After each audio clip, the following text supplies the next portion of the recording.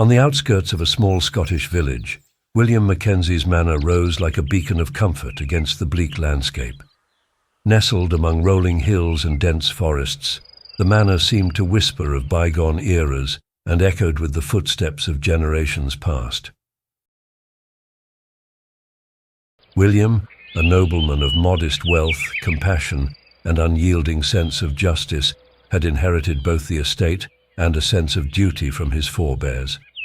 His kind heart and willingness to stand up for the oppressed were well known throughout the land, making him a respected and beloved figure among his peers and the downtrodden alike.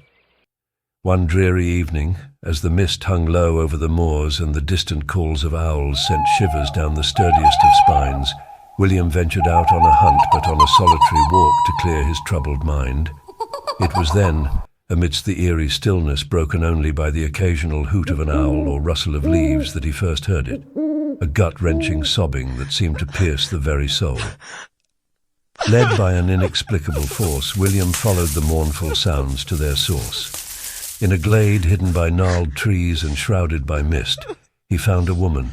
She was ancient, her face etched with lines of unfathomable grief, and her ragged cloak barely held together against the biting wind. Yet despite her appearance, there was an otherworldly aura about her that made the hairs on the back of William's neck rise. She clung to a crude wooden crucifix, praying for her son's deliverance from an unjust fate, a fate that had him bound for the gallows at dawn.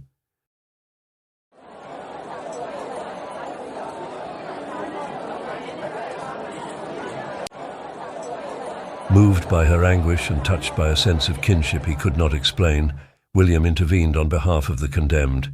He leveraged his influence and wealth, sparing no effort or resource until he secured the young man's freedom. The young man, now freed but still confused, rushed to find William to express his gratitude. He could hardly believe that his life had been spared. In a quiet moment, the young man approached William and asked him why he had taken such an interest in saving a stranger. William looked at him with gentle eyes and simply said, "The thought of your aged mother mourning your loss was more than I could bear." The young man looked astonished. A mix of disbelief and wonder played across his face as he replied, "But sir, my mother has been gone these many years. She passed away from an ailment that swept through our village."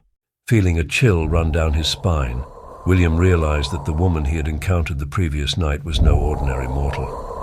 The revelation left him pondering the identity of the mysterious woman who had sought his aid, and what fate had brought her into his life.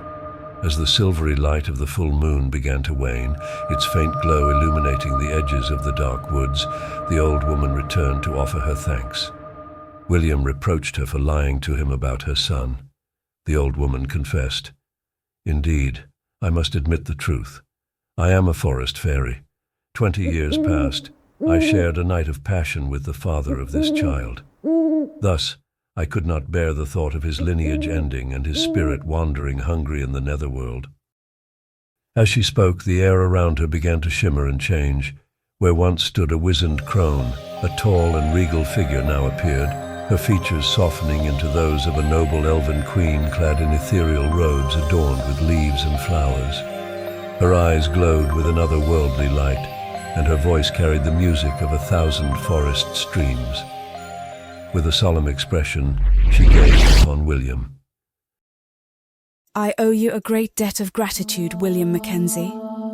By saving my son, you have not only preserved a life, but also safeguarded the fragile bond between our worlds. Your noble heart and just ways are a shining beacon in a darkening world." She paused, her eyes twinkling with a mysterious light. "Your actions this night have drawn the attention of both mortals and immortals alike. You are destined for greater things, William. Should you choose to accept it, the task of maintaining peace between the human world and the realm of the Fae will fall to you. This is no small undertaking, but I have faith that you are equal to the challenge." The fairy queen reached out and lightly touched William's forehead with her delicate fingers. "Take this gift of wisdom and strength, that you may face the trials ahead with courage and discernment. Remember, you will not walk alone in this endeavor. For there are those among both humans and fairies who will aid you in your quest. With a final glance, she vanished into the mist, leaving William standing in the silvery moonlight, his heart filled with a mixture of awe and determination.